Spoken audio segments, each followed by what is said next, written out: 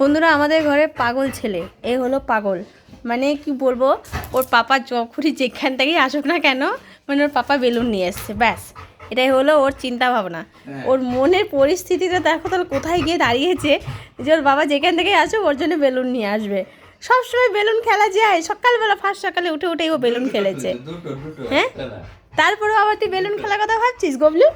কেন কেন কত বেলুন খেলে একটা ছেলে, বল কত খেলে? না কত, সব সময় তো খেলে না, না না সব সময় খেলে না।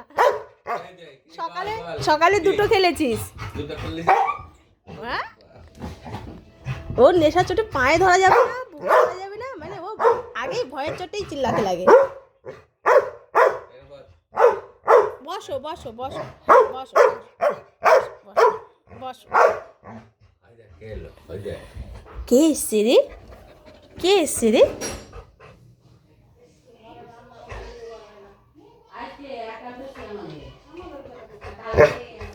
হ্যাঁ, কে এসছে জানিস? হ্যাঁ রে,